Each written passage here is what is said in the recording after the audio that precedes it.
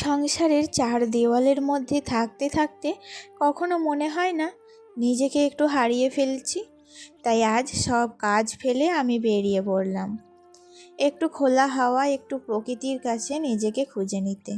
প্রতিদিনের মতোই সকালটা শুরু হয়েছিল রান্নাঘর গোছানো, সব দায়িত্ব পালন করা দিয়ে। কিন্তু মনটা আজকে একটু অন্যরকম কিছু চাইছিল। তো কোথায় যাচ্ছি আর কেন যাচ্ছি সবটাই তোমরা দেখতে পাবে আমার এই ফুল ব্লগটা দেখলে। তো তোমরা আমার পাশে থেকো এবং শুরু থেকে শেষ অবধি আজকের ব্লগটা দেখো। আশা করছি তোমাদের খুব ভালোই লাগবে।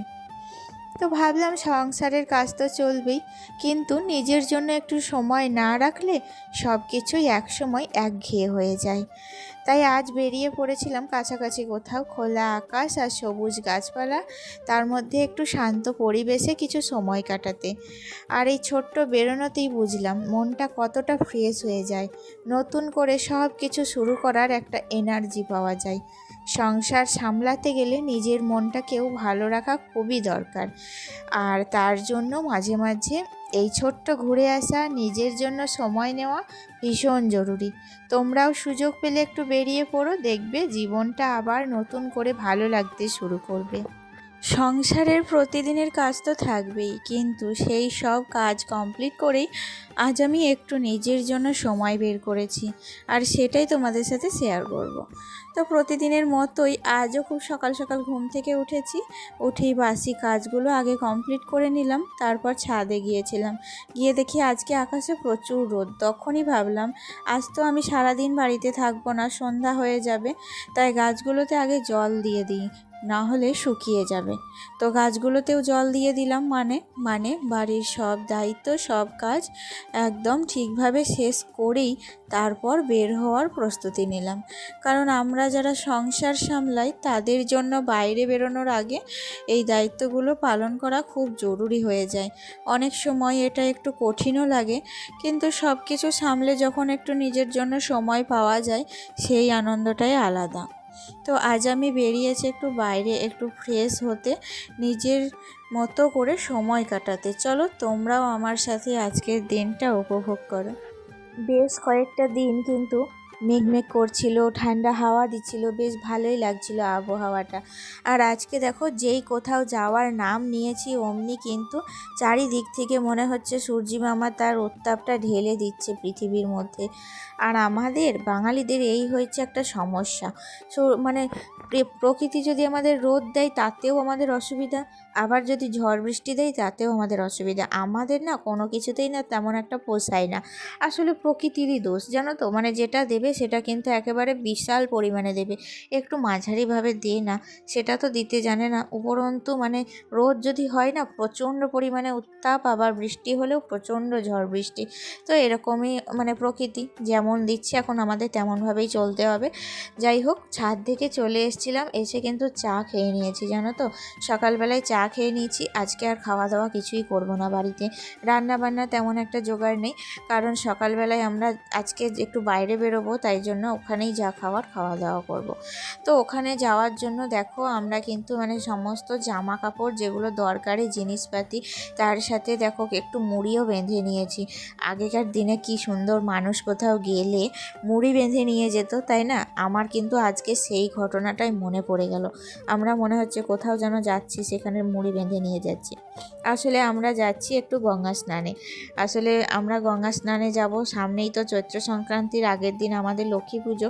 তো বাড়িতে মানে ওই যে ননদের শাশুড়ি মারা গেল, তারপরে এটা ওটা হলো, তো ভাবলাম একটু গঙ্গা থেকে স্নান করে আসি, তারপরেই লক্ষ্মী পুজোটা কমপ্লিট করব।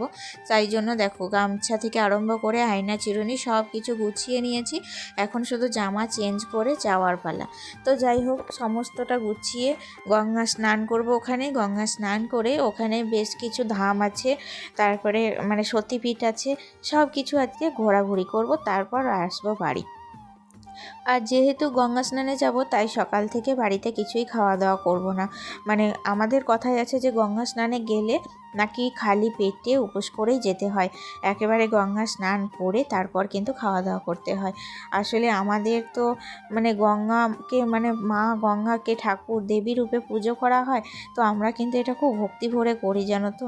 আর অনেক দিন পর গঙ্গায় স্নান করতে যাব ভেবেই ভীষণ আনন্দ লাগছে। কারণ কি বলো তো, মানে খুব একটা তো আমরা পুকুরে চান করা হয় না, তো তাই জন্য বেশ ভালোই লাগছে। ফাইনালি চলে এসেছি আমরা এখন বড়ধামে চলে এসেছি। আমাদের কিন্তু স্নান কমপ্লিট হয়ে গেছে বন্ধুরা। স্নানের ওখানে ভাবছিলাম তোমাদের একটু শেয়ার করব, মানে ফুটেজ তুলব, কিন্তু আমার মানে সময় হয়নি। এমন একজন সিচুয়েশন হয়ে গেল যে ওখানকার কোনো ফুটেজই তোলা হয়নি। একবারে চলে এসেছিলাম বড়ধামে। এটা হচ্ছে জগৎবন্ধুর ধাম, বড় ধাম। তাছাড়াও এখানে আর একটা ধাম আছে, সেজন্য ওটাকে বলা হয় ছোট ধাম, আর এটা হচ্ছে বড় ধাম। তাই জন্য দুটো ধামে দুরকম নাম। এটা বড় ধাম কি বড় ধামই, মানে যেমন নাম তেমনই কাম। এত বড় জায়গা এরিয়া, আর এখানে প্রচুর আশ্রম আছে জানো তো। সেই আশ্রমে আমরা বসে মুড়ি খেলাম, মুড়ি নিয়ে এসেছিলাম বাড়ি থেকে। এখানে একটু চপ, একটু সিঙ্গারা আর একটু মিষ্টি কিনে নিয়েছিলাম। তো সেটাই খাওয়া দাওয়া করে এখন একটু আমরা এখানে ঘোরাঘুরি করছি। কিন্তু দুঃখের বিষয় হচ্ছে আমরা যখনই আসি তখনই কিন্তু জগৎবন্ধুর মন্দিরটা খোলা পাই না। দেখো এখন কিন্তু বন্ধ রয়েছে, প্রভু এখন শয়নে গেছেন। কারণ আমাদের আসতে মোটামুটি অনেকটাই লেট হয়ে গিয়েছিল, স্নান টান কমপ্লিট করে খাওয়া দাওয়া করে আস্তে আস্তে মোটামুটি ওই 3টে মতো বেজে গিয়েছিল। তো যাই হোক দেখো, তারপরে তো মানে সেই টাইমে তো আর খোলা পাবো না, তাই পুরো ধামটা তোমাদের একটু শেয়ার করলাম। এই যে ভালো, এটা কিন্তু ভীষণ সুন্দর একটা জায়গা, এখান থেকে কিন্তু যেতে মন চায় না। আর এত জায়গাগুলো শান্ত, এত স্নিগ্ধ, মনে হয় যেন এখানে একটু জুড়িয়ে মানে প্রাণ জুড়িয়ে যায় একটু যদি বসি না। খুবই ভালো লাগে জায়গাটা, খুব সুন্দর করে এরা পরিষ্কার পরিচ্ছন্ন করে রেখেছে। আর যাদের আশা করছি মানে কাছে ভিতেই বাড়ি, তারা অবশ্যই এই জায়গাটায় আসবে, দেখবে তোমাদেরও এত ভালো লাগবে, এতটাই মন ছুঁয়ে যাবে, এখান থেকে যেতে কিন্তু তোমাদের একদমই ইচ্ছা করবে না। তো তোমরা প্লিজ একবার এখানে এসো এবং এসে দেখো জায়গাটা কেমন। হ্যাঁ, আসলে মোবাইলে দেখা আর সামনে থেকে দেখার মধ্যে অনেকটা পার্থক্য। যাই হোক, তোমাদের তো জগৎবন্ধুকে অরিজিনাল দেখাতে পারলাম না, এখানে একটু ছবি ছিল সেটাই তোমাদের সাথে শেয়ার করলাম। আর ওখান থেকে নিয়েছিলাম একটা ফটো ফ্রেম, আমিও কিনেছিলাম। তারপরে চলে এসেছিলাম ওই যে 51 পীঠের মধ্যে একটা সতীপীঠ। এটা আমাদের নবগ্রাম থানার মধ্যেই পড়ছে, এটা হচ্ছে কিরিটেশ্বরী নাম। তো দেখো আমরা এখন চলে এসেছি এখানে, কিন্তু মায়ের সতী মায়ের কিরিট পড়েছিল, তাই জন্য এই মন্দিরের নামকরণ হয়েছে কিরিটেশ্বরী। এটা হচ্ছে আমাদের সতীমা। দেখো তোমাদের দেখাই খুব কাছ থেকে, মাকে এত সুন্দর দেখতে লাগে, অপরূপ মায়ের রূপ দেখেই কিন্তু চোখ প্রাণ দুটোই কিন্তু শান্তি হয়ে যায়।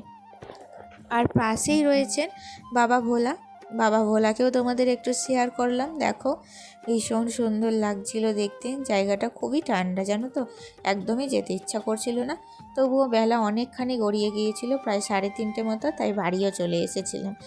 আর বাড়ি এসে ছেলের খুব খিদে পেয়ে গেছিলো, তাই জন্য সকালে দুধ নিয়েছিলাম, দুধটাকে গরম করে ফ্রিজের মধ্যে ভরে রেখে দিয়েছিলাম। আর এখন কিন্তু সেটাই গরম করে ওকে একটু কমপ্লেন করে দেবো।